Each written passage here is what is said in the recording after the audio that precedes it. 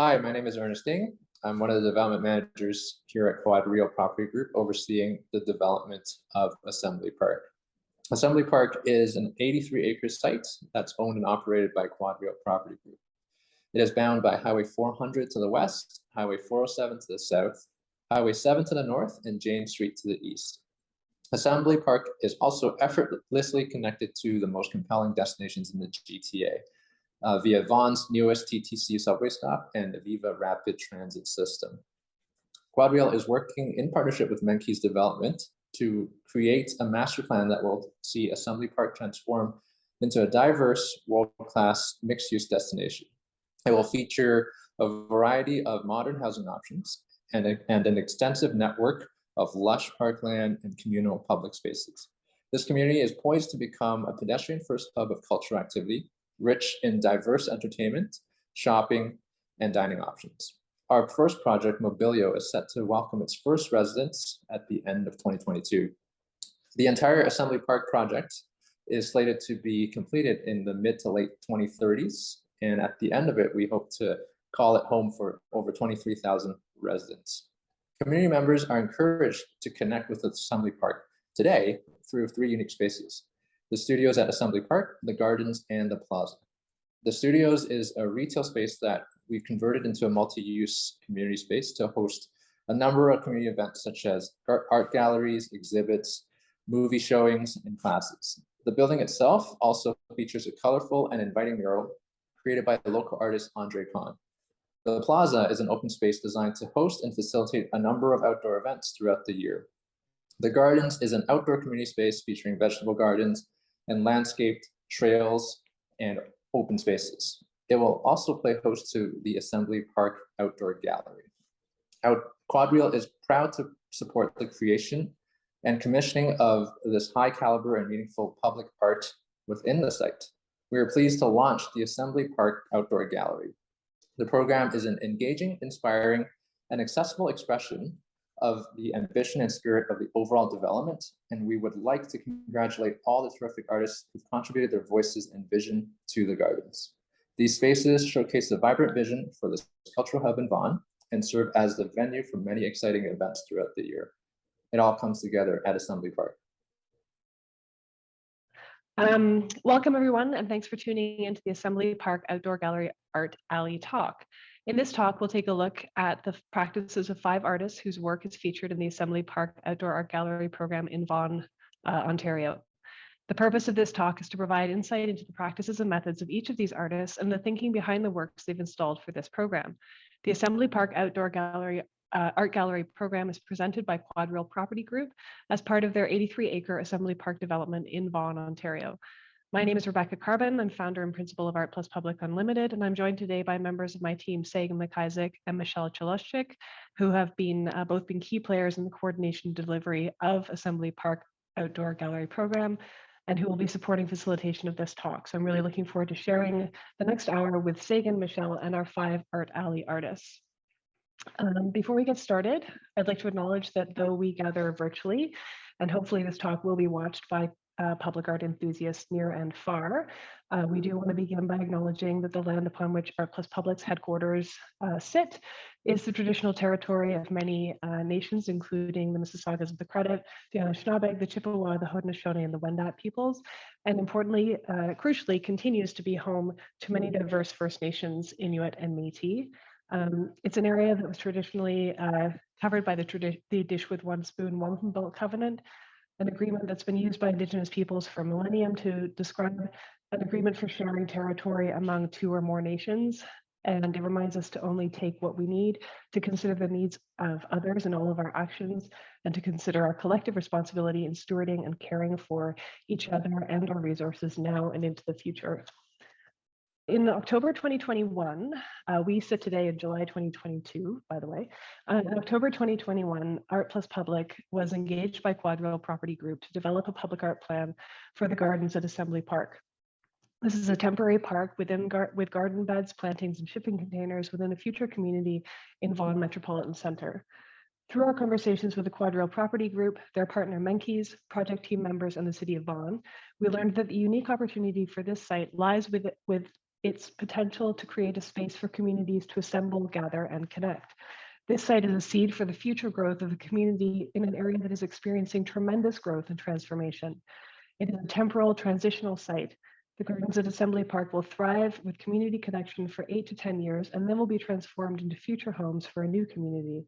The Assembly Park Outdoor Gallery program expresses a place that grows and evolves with an organic sense of here that is rooted in creativity and the multiplicity of connections between the hyperlocal and the far-reaching diversity of roots from which the local has grown, both historically and in the future. The Gardens at Assembly Park art program is a taste of what is to come. Created with 13 strategically placed shipping containers with plantings and garden beds, the Gardens at Assembly Park are a platform for community connection. With a harvest table area, benches, and picnic tables, this space will be animated by community members getting together for communal meals, meetings, and perhaps impromptu performances.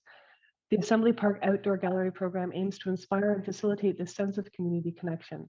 In addition to the 5 artists featured in this talk that we're doing today, the program also includes mural works by local artists Andre Kahn, Stefano Bove, and Andrew Abal, as well as a 3-part interactive wall work by artist duo Soft Turns. ART+PUBLIC has developed a curated program of works for the gardens that builds on this idea of creativity, growth, and change, assembling the work of 8 artists under the curatorial theme of transitions. In this theme, change is considered a constant, and the fluid moments between fixed states can foster rich experiences. The theme of transition honors the journey of Assembly Park and its current passage into the creation of a future community. Multidisciplinary and site-specific artworks on panels blur the boundaries of time, referencing the past and future while celebrating the present. This concept sees change as a series of points of connection and is a tribute to the multiple ways that individuals form community within states of change as we collectively experience transitions. The artists whose work we're sharing today are featured in the Art Alley site within the Outdoor Art Gallery program. The Art Alley exists at the north edge of the gardens, facing outward from the site. It's a linear site of 5 standard shipping containers, each 40 feet in length. So together, 200 feet of freshly commissioned art by some very exciting contemporary artists. The site is visible from Highway 7 and also can be enjoyed right up close. Visitors to the site can walk the length of the containers with a curb separating the walkway from the parking lot. And this dual scale and experience is something that the artists each needed to consider in development of their proposals. They've each done this differently, each successfully, and we're very excited about the work they'll be sharing with us today. We'll spend our first several minutes together hearing from each artist before diving into a moderated conversation. We'll go in the order of artists as they're exhibited across the length of the Art Alley, that is from east to west or from left to right. So at this time, I'd like to hand over the mic to Michelle to introduce our first artist, Janine Miedzik. Thanks very much.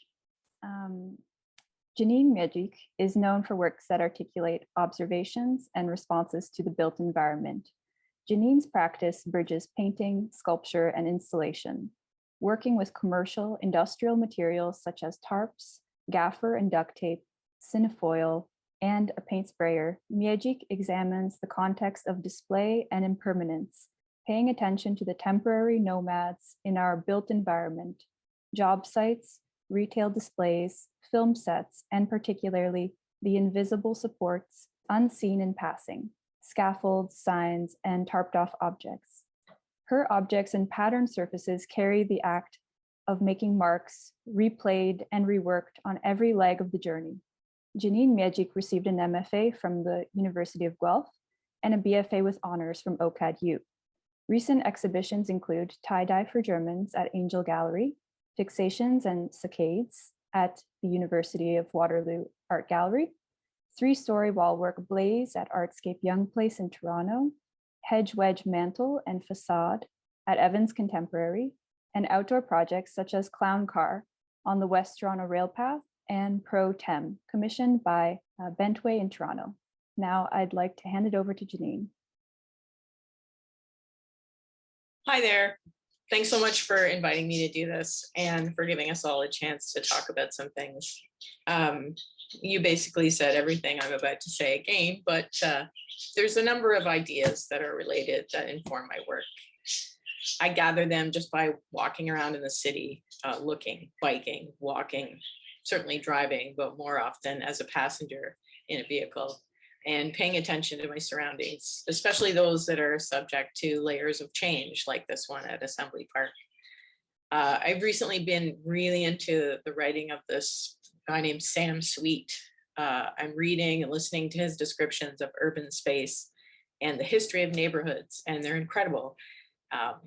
The stories he tells about people and extraordinary like physical spaces. I mean, my work doesn't include people, but that layer of it, it brings home the idea of real places with real histories.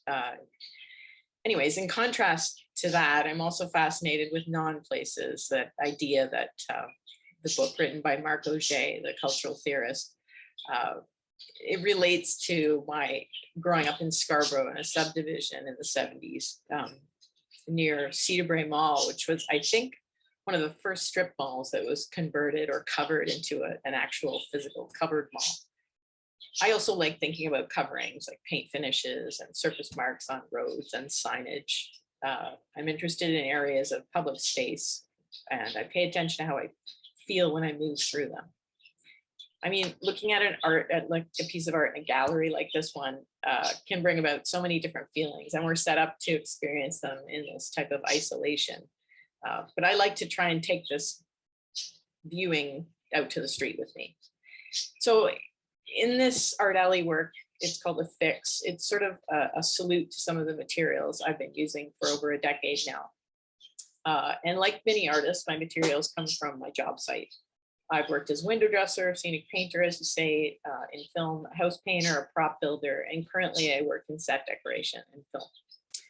And many years ago, I was working on a set as a painter, and I noticed while they were filming, there were all these surfaces marked with different colored tapes, and people were walking around with them looped in a rope in these glorious rainbows of color.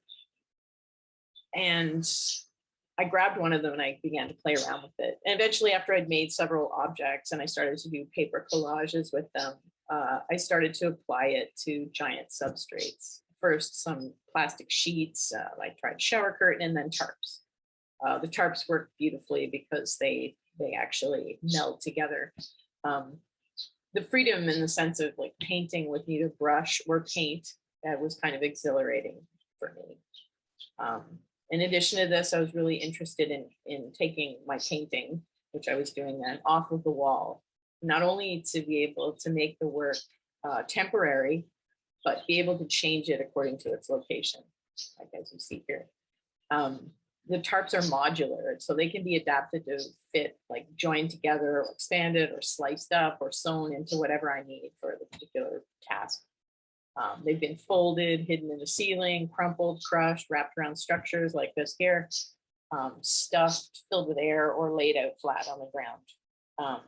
The tape and the tarps both act for sort of stand-ins for a coat of paint. They're both created for covering, like paint is, and are used as repair. And I like that they're both in that realm of a protective coating. So in the case of this Assembly Park work, I wanted to use a scaled up image. I started here in this bentway, making the stripes much, much bigger. These are huge signs. And I wanted in this Assembly Park work for you to be able to recognize the tape from far away, because it's going to be viewed possibly from Highway 7. And I also was thinking about it being viewed up close and being kind of comical in that way. Like when you're driving on the highway and a 5-ton truck with an advertisement for groceries goes past you, there's like a giant apple. That's what I was thinking about. So the first image, facade, was sort of an early one that I did. There you go. It started as a wall work, and then I liked the idea that I could alter the pattern on it every time I folded it or made it into these mounts. So I made several of these works. It was a long series.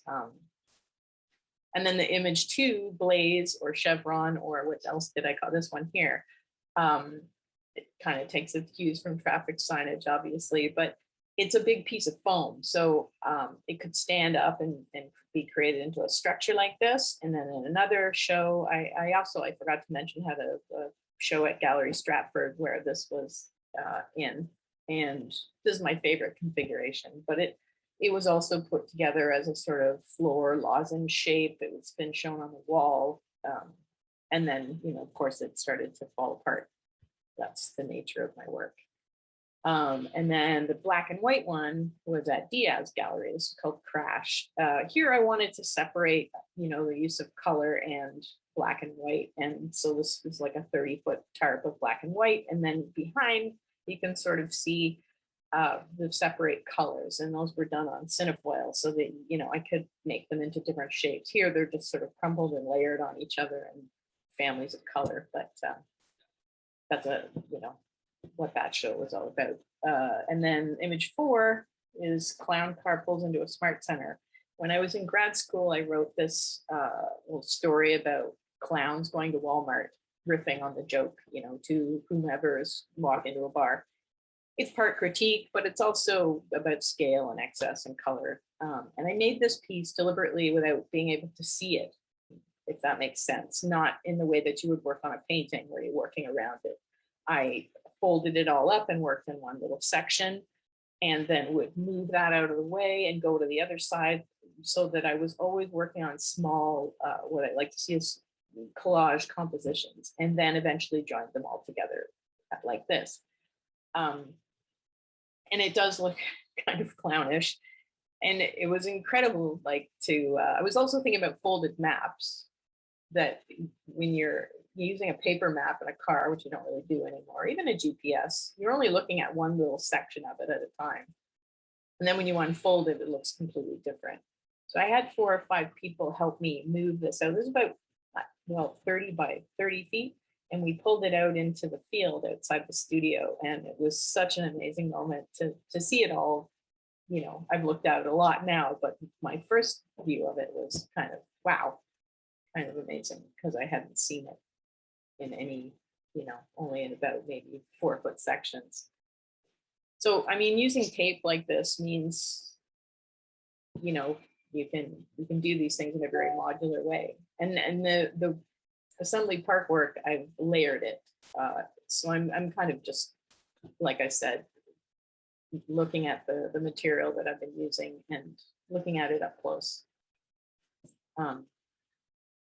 There was a question about collage earlier, but I guess we'll get to that at the end. Oh, I forgot the image 5. That's Pro Tem, the signage. Yeah. So this was a series of about 6 or 7 structures commissioned by the Bentley. I also made, which you can barely see in the background, a bunch of sandbags that were scattered around the site. And if you squinted or got to the very end of that, you would see Jimmy's photographs too, I think. But yeah, I think that's sort of all I have for you. Unless you want me to answer the question. No, that's great, Janine. Thank you so much for taking us through that. And I'd forgotten that you and Jimmy have both shown, not only both shown at the Bentley, but both shown at the Bentley at the same time. Yes. It's a reunion. Also a sort of transitional site, the Bentley, although it's a long-term, it's a very different kind of site.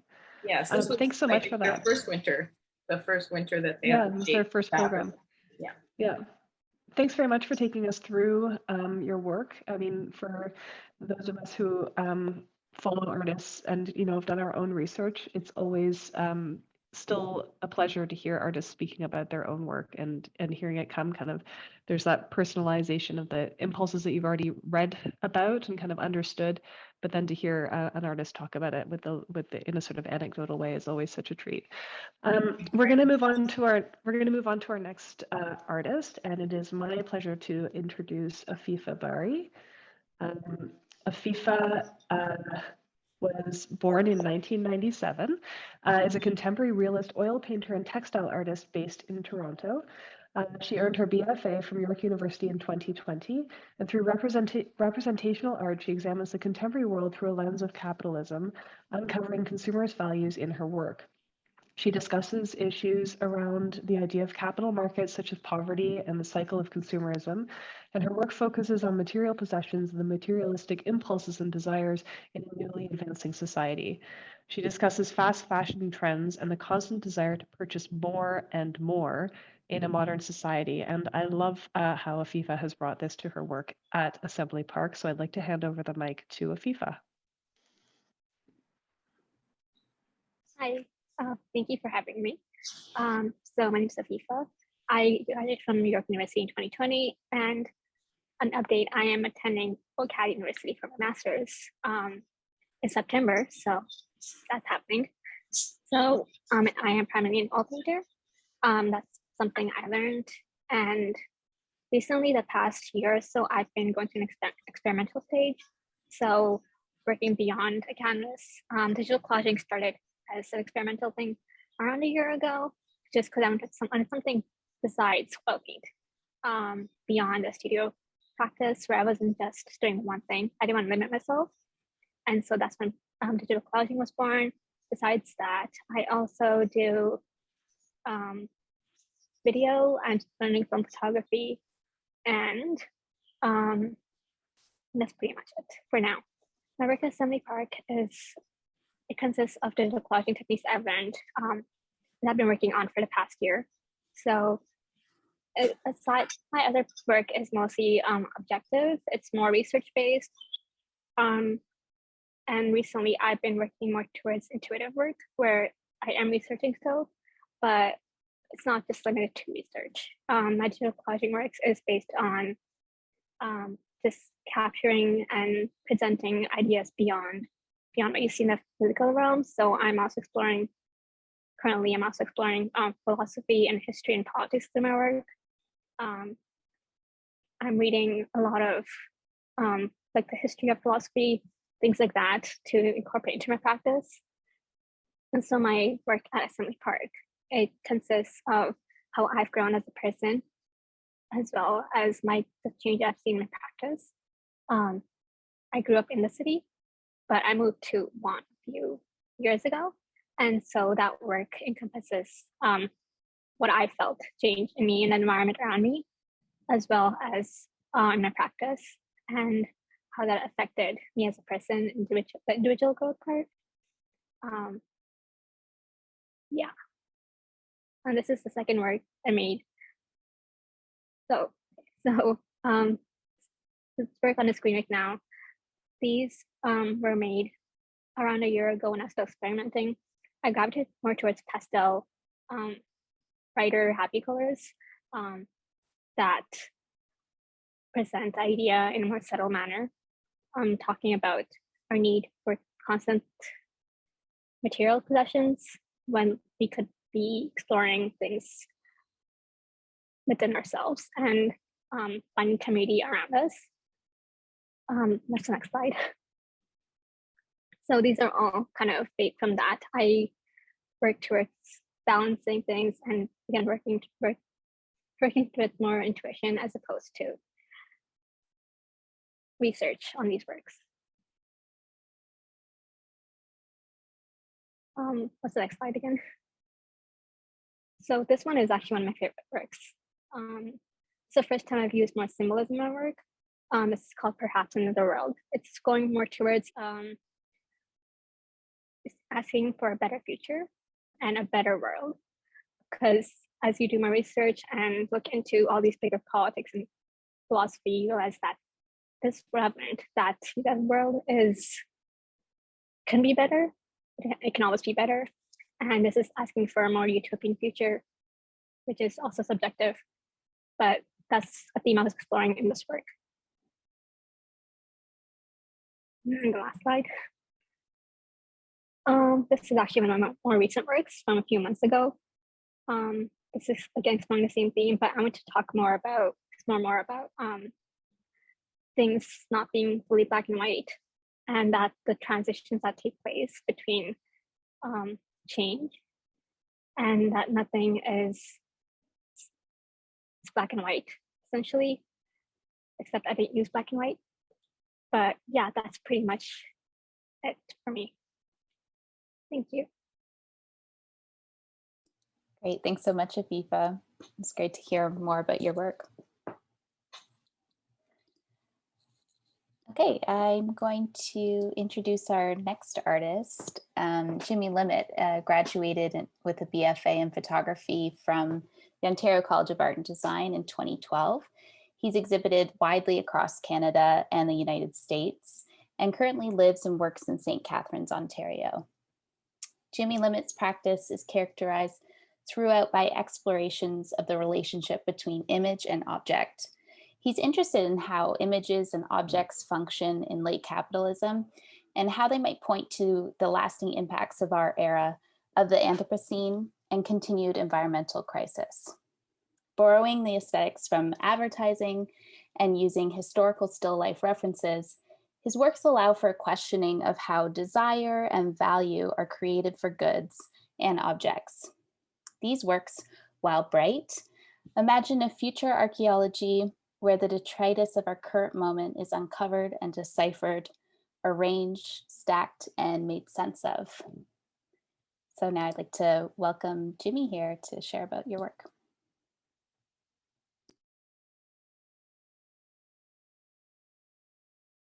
Thank you for that introduction, and thank you for the opportunity to create a work for Assembly Park as well. It was very fun, and the results are always unexpected in a site-specific work, but I'm happy with the results. I think a lot of my overall practice is covered in that introduction, so I might repeat a few things, but I'll try not to. I'm a photo-based artist, but my practice also expands to ceramics, installation, sculpture, video, and bookwork as well. And I'm very interested in the aesthetics of advertising as well as stock photography and the history of still life, whether that's painting or photography as well. So when I shoot something, everything is shot in studio.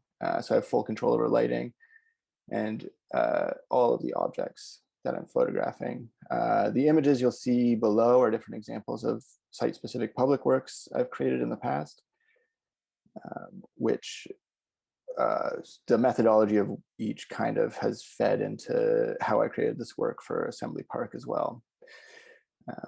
So when I create site-specifically, which this is an example here from the Bentway. The previous was in Kitchener on different storefronts, different vacant storefronts, which about 14 in downtown Kitchener for Kafka 16.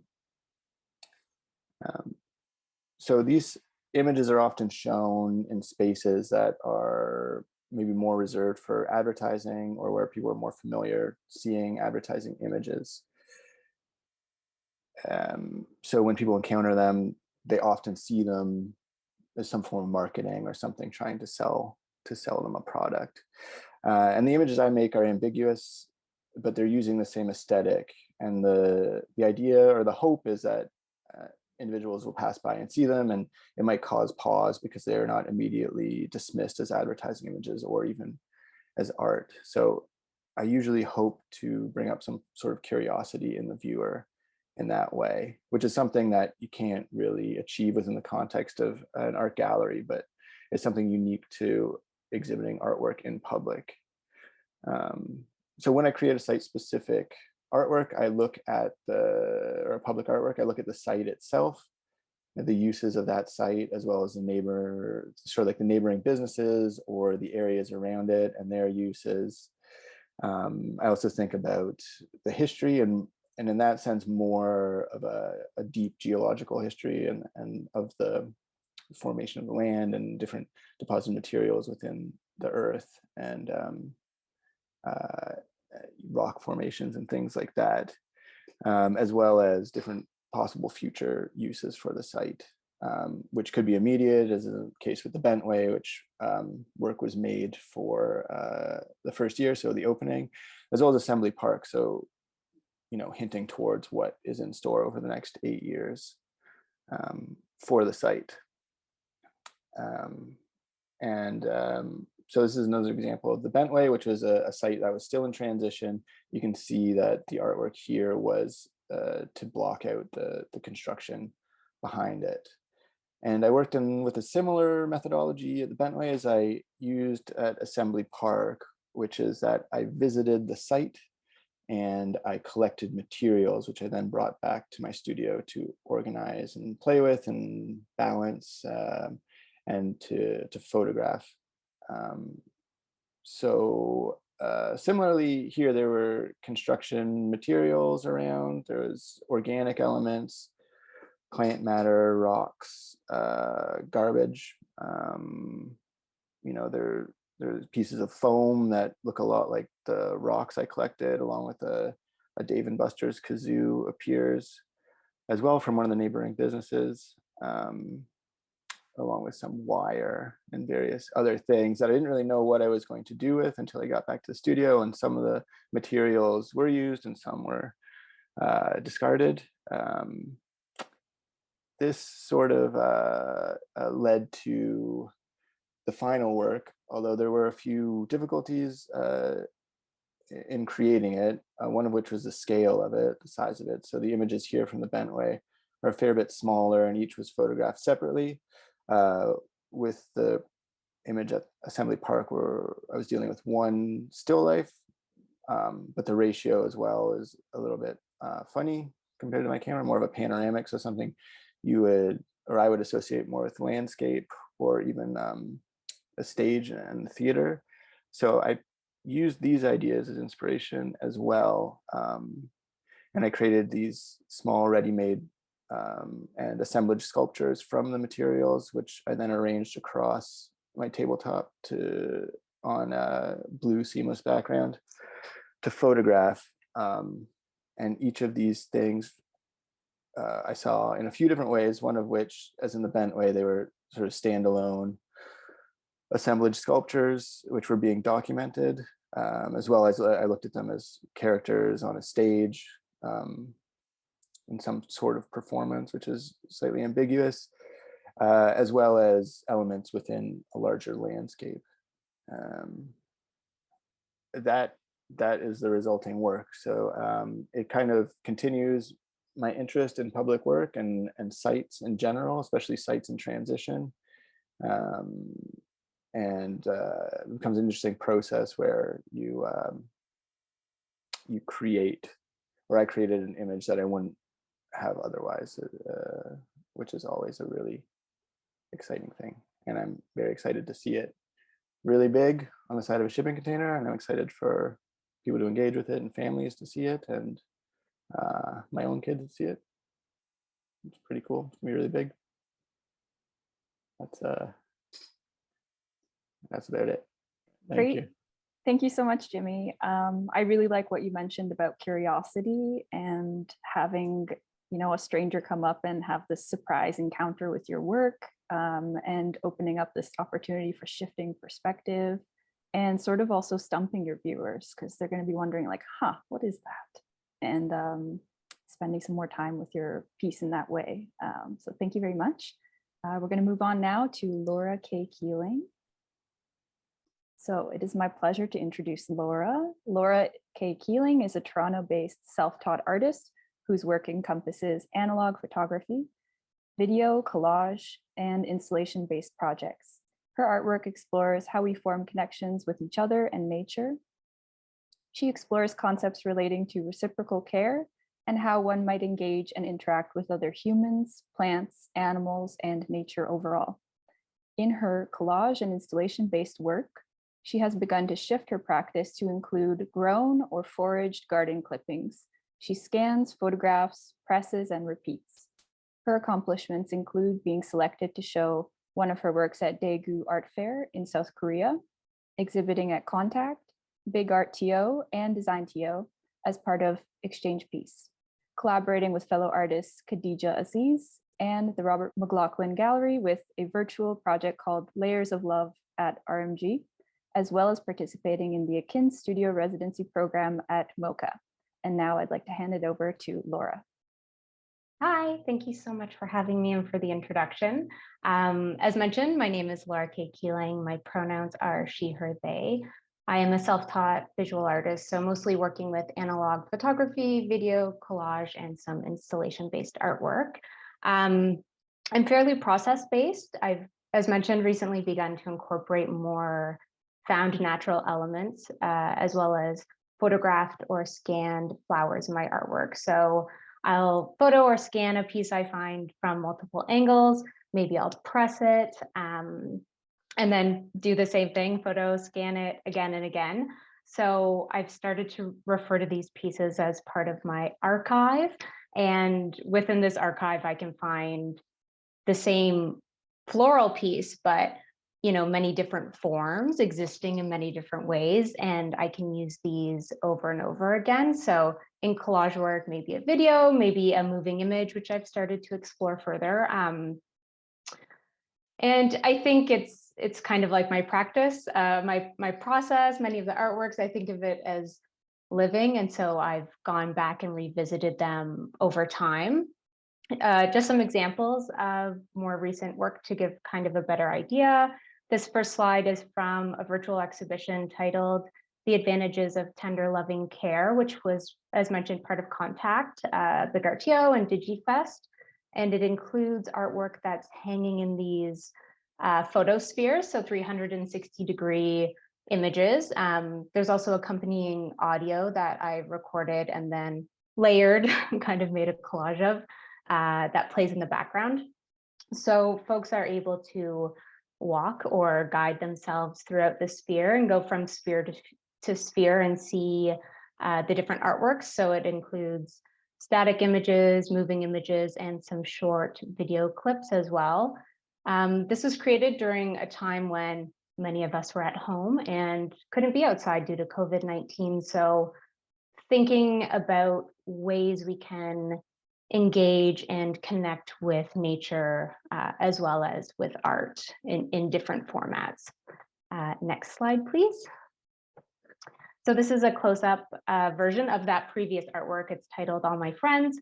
It's a digital collage created from using source imagery, so vintage field guides. I love a good Time Life series, hardcover book. They've got some great ones.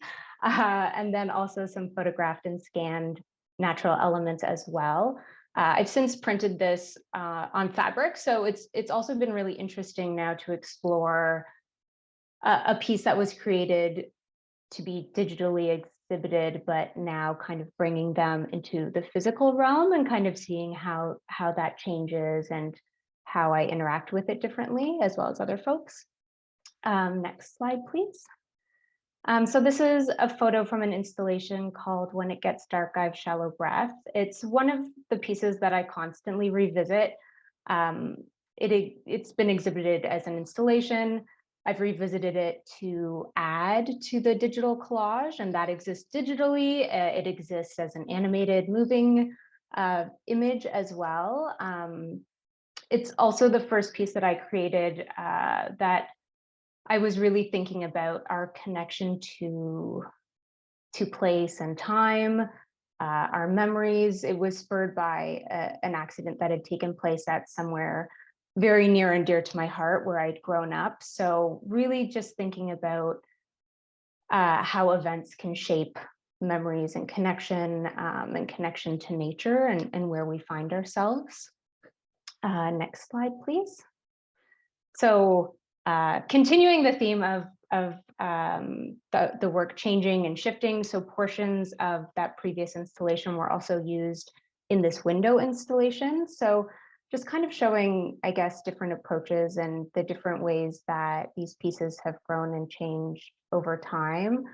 Also changing how someone may interact with that piece. The installation, the dried florals are quite small, and on the mirror where in this case, you can probably see some of the like little dots from the scanned pieces from showing that it was paper before from the digital collage piece. So kind of interesting also to have this different access or viewpoint to it.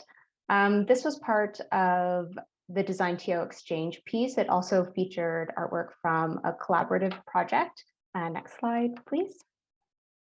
And so this is a screenshot from that project. So the Layers of Love website, which is part of the collaborative piece that Khadija and myself created, we essentially were strangers until Design TO paired us together as part of this exhibition. So we met multiple times over 4 months. We shared readings, artwork, a conversation. We were thinking a lot about community care, interaction with folks, us being hosts, and really, you know, having this interactive website that people could visit and create their own collage based on the layers that we created.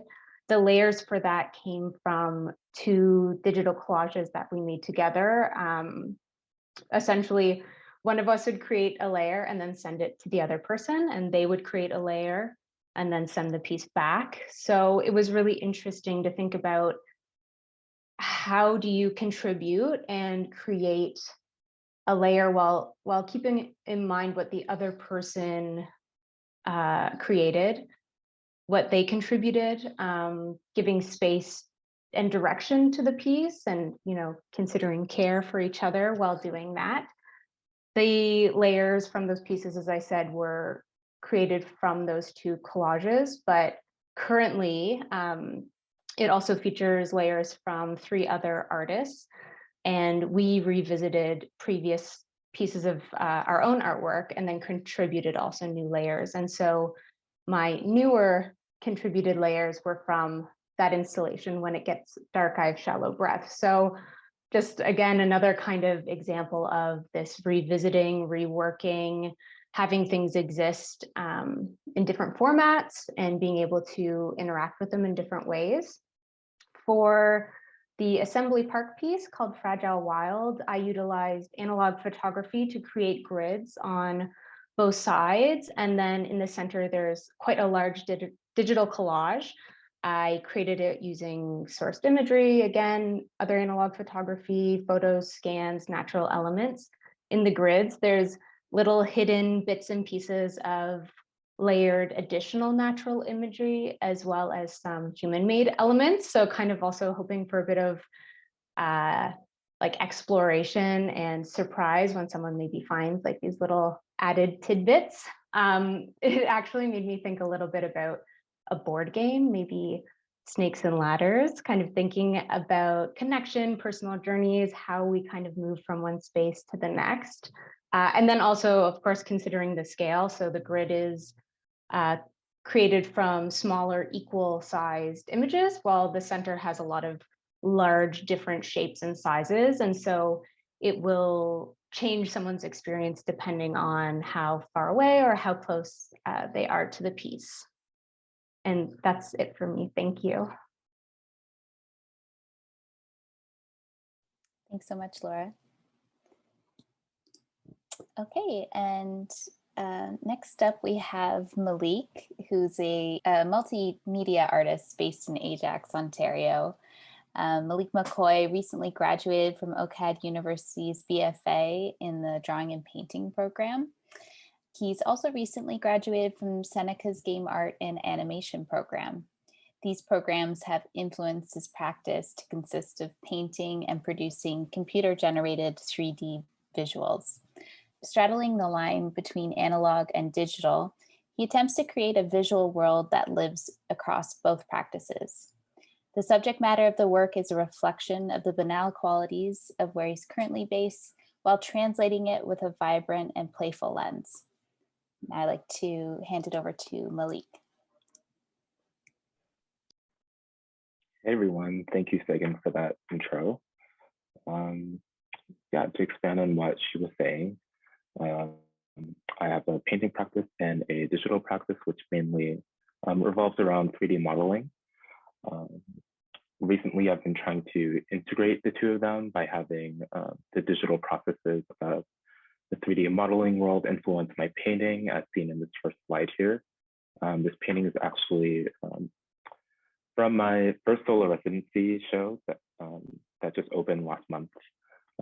I started painting at the RMG, Robert McLaughlin Gallery, in January and worked all the way up until April.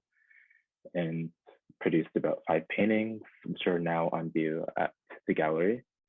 The show is on until July 31st in Oshawa. So if you're around that area, please check it out. And yeah, I guess we can go to the slides and talk about them. My painting practice usually tends to revolve around my intersectionality of being gay and a Black man and navigating that life, navigating the world through that lens,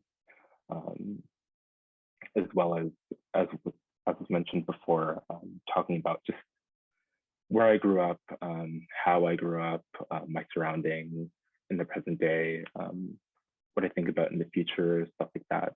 A lot of my work is introspective, and I think that shows. But since the work that I did for Assembly Park was digital, I think I'll be mainly speaking about that practice.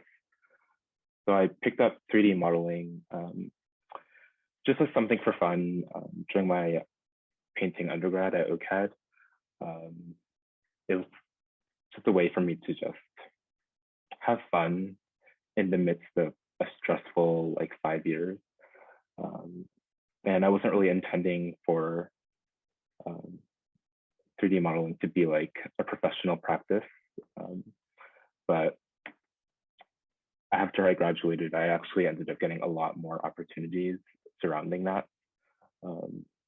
Whether it would be like illustration or fine art or like public art, it actually opened a lot of doors for me, so I'm grateful for that. And a lot of it's just, it sounds like very cheesy and, but a lot of it's just fun. Like a lot of the inspiration behind these 3D modeling pieces is just silly little ideas that I draw in my sketchbook that I realize into actual creations like this on the screen. When it comes to the work at the Assembly Park, I was kind of stumped at first because we're working with a 1:5 ratio, and that's very narrow, and I didn't really know what to do.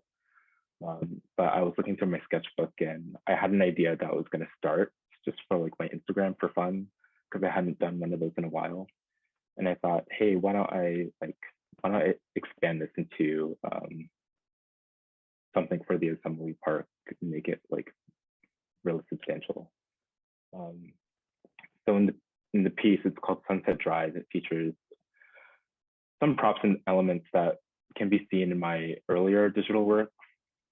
So heavily recurring props, such as, you see it in the top right corner of this artwork, the little dude, the green dude. He's featured in a lot of my works in various textures and materials, and it's sort of like my signature that I like to include in everything. I also like to play with the sheens and the finishes of the materials of what you see in the work. So in this work, for example, I was striving to achieve a gummy kind of texture to sit next to a metallic sheen. I also like to play with glass materials as well. I'm really interested in refractions and seeing how different objects sort of shift and change and bend when looking through an abstracted organic glass shape, if that makes any sense. So you'll see that in the Assembly Park piece as well. And I'm all over the place, sorry. But considering the theme transition, I basically took the site into consideration. There's a lot of emphasis on it being close to the highway, so I just kind of ran with that. And you'll see in the piece that it's a panoramic view of the interior of the car, and the owner of the car is driving through this very loopy, zany highway that's zipping through the clouds, and a sky-high field of flowers, which is sort of a reference to one of my earlier works.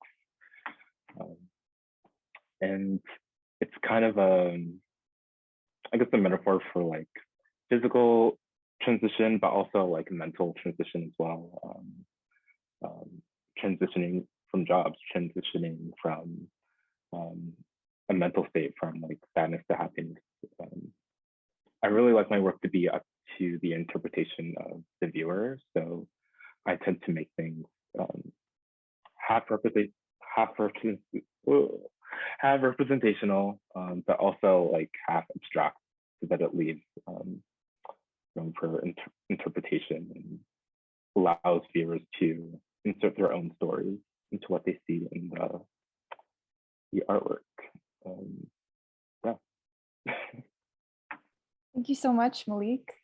I just really like how your practice is very future facing and you're incorporating digital influences. And I like how you're using 3D modeling software as a tool for sketching, like a sketchbook. So now to start off our Q&A section, we'll all turn our videos and audio on. So welcome everybody.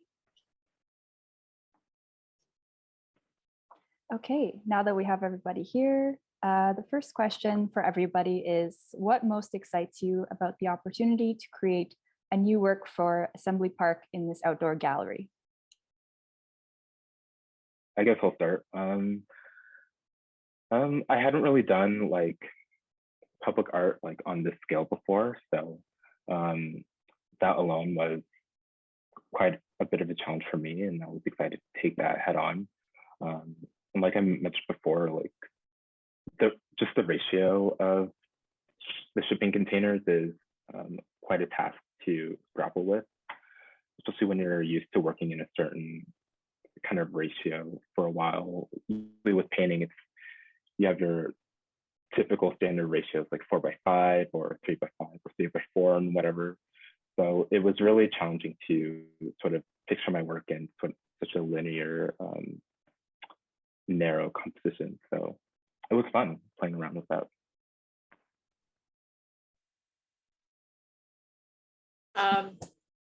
Yeah, I would say the same. It was really fun trying to figure out a way to scale that, to scale it up to that and that long, narrow. I mean, what I eventually ended up doing, because I wanted to scale up the tape, I was going to collage it so that it, you know, in a stitched photograph, but I actually made a small tarp work that was those dimensions, like to scale. And also permanence. I mean, I make things that are as big as that sometimes, but they fall apart after about a year. So the idea that this thing is going to be permanent is great. I mean, a couple of years ago, I did some bronze and aluminum casts of duct tape because I wanted to, you know, make it more permanent, despite the fact that the whole reason behind it was impermanence. But yeah, that I'm very excited to have something that big and shiny and it's going to last. It's amazing. I was going to say also, I think the idea of creating something that's just going to exist and exist in a space that's hopefully facilitating, you know, an area where folks can come together and connect and play and to build community. I think that's also really exciting.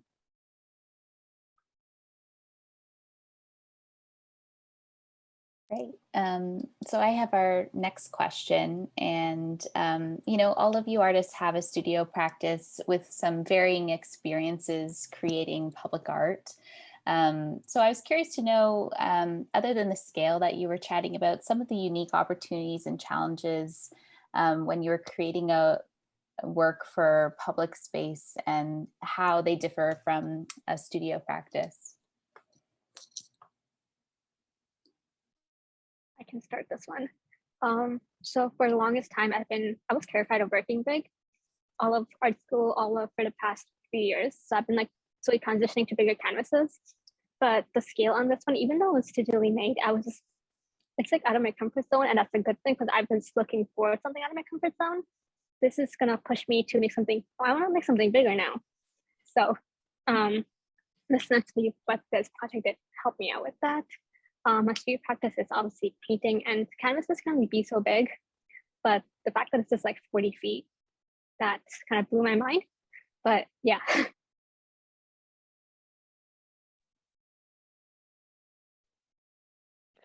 I think it's interesting that everybody is talking about scale, because it's one of the things that I find most interesting about this actual site, in terms of the aspect ratio is a weird one. Like just trying to work on that very linear ratio, but also thinking about often an artwork or an element of public space is expected to either be experienced at the pedestrian, slow, contemplative level, or at the kind of faster vehicular speed.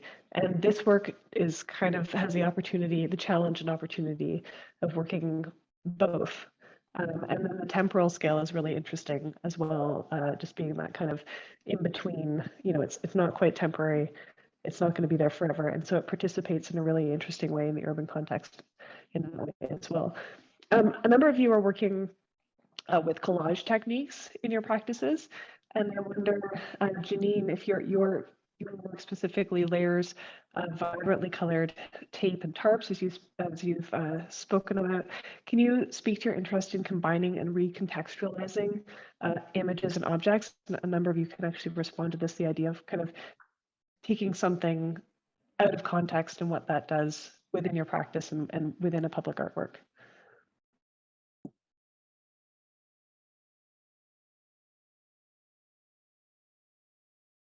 Janine, you're on mute. Sorry, I'm sorry. I'm blanking out, and I'm also muted.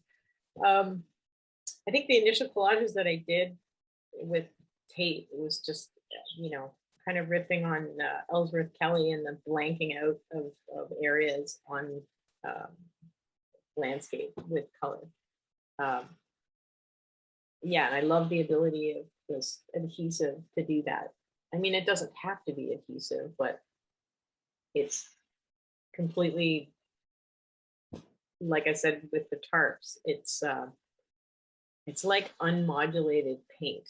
It's perfect, it's slick, it doesn't dry, like it doesn't visually dry, it stays shiny and wet looking. And yeah, it's just, and I'm collaging it to itself as well now. Yeah, I like the idea that it covers and blanks out things, and that it also is sort of opaque and just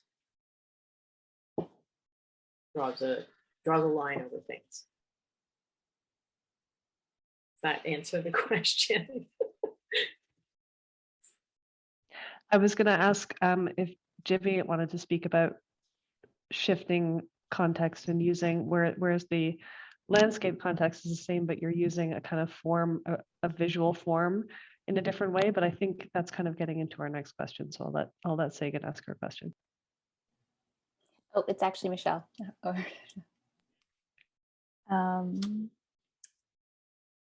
Sorry, I have it written down differently here.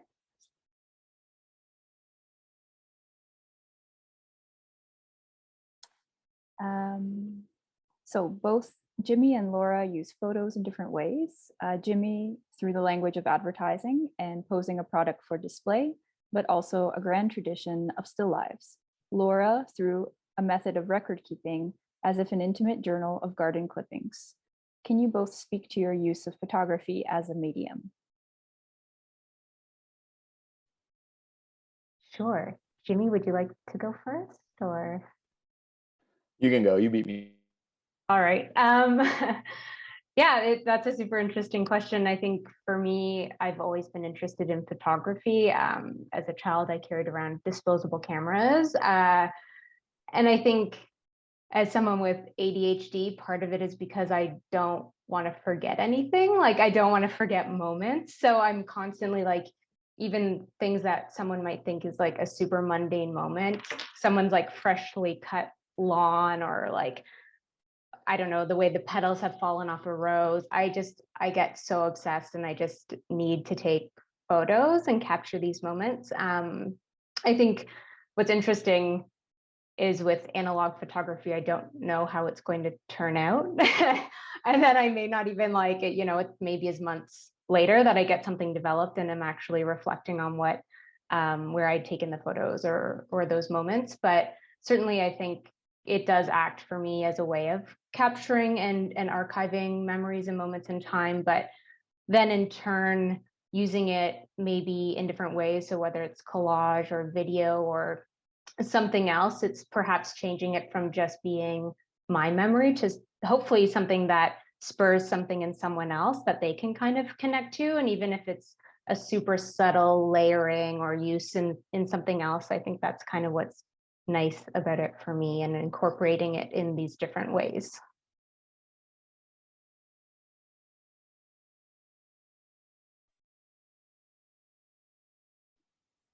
Hi. Excuse me. I use photography as a way to document these sort of assemblage sculptures that I make. So I also work commercially documenting artwork, which has influenced my practice quite a bit. But at this point with Assembly Park, in terms of its transition, I see it sort of as a document, an alternative document of the site. So right now, obviously, there's transition. There's lots of things changing, and I'm really interested in how the photo will be viewed differently over the next 8 years as the site evolves and transforms as well. I think I gravitated towards photography, and I continue to, because it is kind of a democratized art form where everyone's had experience photographing or with cameras, even if it is just on your iPhone. So there is a level of understanding with the public and with the audience. And I know the word populist has a lot of negative connotations, but I do feel like I want my photographs to be seen and appreciated by anyone who encounters them, whether that's, a family of small kids who don't really have any exposure or experience with art, or, an MFA grad who's, well-read in theory. And so photography allows me to have that kind of entry point for viewers to step into through a formal, positioning, whether it's bright colors or a sense of humor or playfulness. But, it's also important that there is a deeper level that you can go into. You don't actually have to. You can stay on the surface level of it and appreciate it that way. But there still is a deeper conceptual level that viewers can go into. All right. Thanks, Jimmy. I think that's one of the really important things to think about for artists working, kind of shifting a practice, that have a studio practice and shifting into the public realm where they encounter audiences who bring all sorts of vocabularies. The public side of public art is the audience. It is multiple, it is diverse, it is not a kind of monolithic. And that's one of the really kind of great things about working in that field, is the opportunity to create work that does speak to, in various different ways, and people who bring those different vocabularies to the art form, whether like, as you say, the MFA grad or the person who just happens to be encountering it on their way. And those different ways of accessing people, bringing in people's imagination and curiosity and interest is something that continually excites those of us who work in the field. We have a final question for you, which is asking each of you to speak a little bit to the theme of transitions, perhaps in relation to your art practice, but also it kind of feels like a slightly philosophical question. And it's around these moments of change. Are moments of change something you consciously try to be aware of? Laura spoke a little bit about, capturing the mundane activities of life, but are moments of change something you consciously try to be aware of in the present, or are more likely to be noticed after the fact? And how does this relate to your way of making work?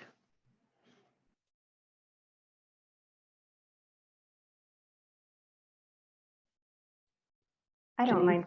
Oh, go ahead. Oh, no, Laura. It looked like Janine was I don't mind going if that helps. I was going to say I'm quite self-reflective, so I think personally I'm more likely to notice something after the fact when I've kind of sat with it for a bit and then been like, oh, that's really interesting that now I'm here, or now I'm doing this, or this is kind of how something played out. I think the same thing happened in my artistic practice too. It wasn't really, I don't often plan out a lot of things. It's kind of like it grows and happens as I kind of move along throughout the process. And that happened certainly when I started to collect all of these natural elements. I don't know why I started to do that or why I really continue to do that, but now it's probably over a year of me doing that. And I have all of these containers of dried florals and leaves and honeycomb and stuff in my closet, and as well as digitally existing. And it's not, it's kind of reflective of, I'm not sure where that came from. I'm not sure why I started to do it, but now it's a major piece of my practice. And it's quite a process that I go through over and over and over again. So yeah, it certainly wasn't planned and I didn't notice it until like now. Thanks, Laura. Janine, you look like you were taking a deep breath to say something.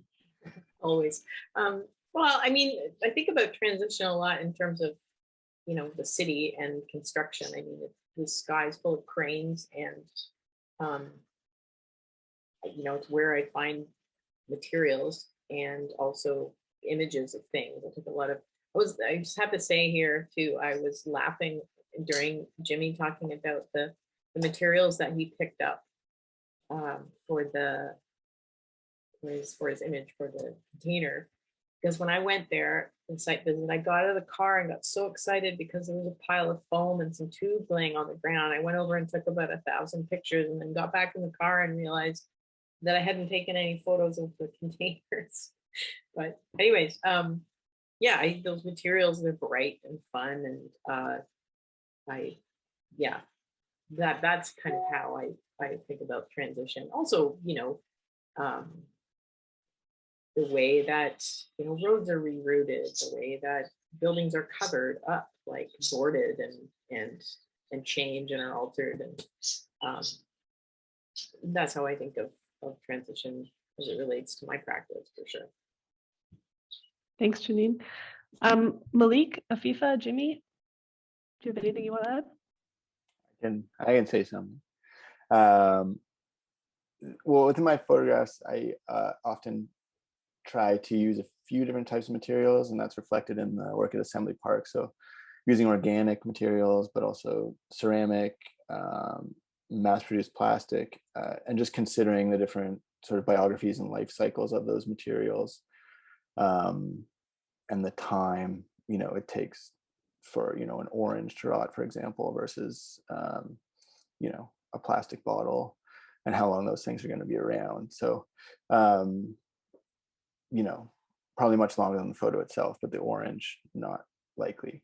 And I've approached installations in the past similarly, where I will include organic elements within the space to give some indication of the transition or the passage of time in the space. Because if you just have a photograph, obviously from the first day of the exhibition to the last day, it's going to be exactly the same in this kind of hermetically sealed off room. But including these organic elements, which might start to decompose, if there's flowers, obviously they'll wilt, will give a sense of the passage of time on the first day versus the last day, which also affects the documentation of the show, whether it's shot, the first day where everything's fresh and bright and new, or the last day when things are not looking quite so fresh anymore. So I think going back to what I talked about before too, this idea of documentation, which goes back to the idea of memory within photography, and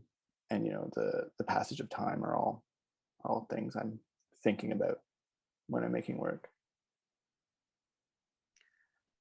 Thanks, Jimmy. There's a lot to think about there too in that response, and the kind of moment of photography is this, what's going on before, after, and all around. Malik, you looked like you were getting ready to speak a moment ago. Yeah, I think similar to Laura, I don't know if you can hear the lawnmower in the back, I'm sorry. But similar to Laura, unless there's like an intent to like change something, I don't really notice like a transition in my practice. I did notice a transition in my painting this year because there was an intent to change how I approach painting and how I approach figure painting, and that was with using digital processes to inform how I represented the body. So with that, I noticed a clear shift in how I was painting from before, because before it was a lot more intuitive, and I was just sketching and translating the sketches to my canvases, and there would be subtle evolutions going on from canvas to canvas. But this year there was a clear shift in my painting, and I was able to notice it right away. But in regards to everything else, it's just sort of a natural evolution that you just sort of pick up on, like maybe a year later, like, oh, like I'm starting to use these materials a lot more now compared to before. My forms are looking this kind of way compared to before. So yeah, I think like in life, most transitions are slow, and it takes a while for you to pick up on them. That's what I would say. Yeah, noticing the change over time is hard in increments. You notice once there's been enough change to see the difference. Afifa? I think transitions as subtle changes that happen over time. It's not until you look back and realize how much you've changed and how much things have changed that you realize that how far you've come. And that with my practice, that has happened a lot, especially recently. I've conquered a lot of fears. And I'm working on things that I just thought were too far away and too scary at some point. And that's how it's affected my practice. I'm not working like I used to a few years ago. Before it was just like copy and paste almost. Now I'm just like thinking more about it. My colors, I feel like my palette is also more cohesive now. These are like subtle changes that happen over time. And I feel like my practice and like how you view life, they kind of go hand in hand. Maybe it's a personal thing. Maybe I feel like as artists, your personal life and your career are connected in a way, and that affects both things. So now I'm like viewing things a bit more the closer lens and letting kind of like personal details affect my career. So it's not just fully objective. There is a more of you in the piece itself. Yeah. Thanks, Afifa. I think it is definitely true that being an artist is not a 9-to-5 job. It is not.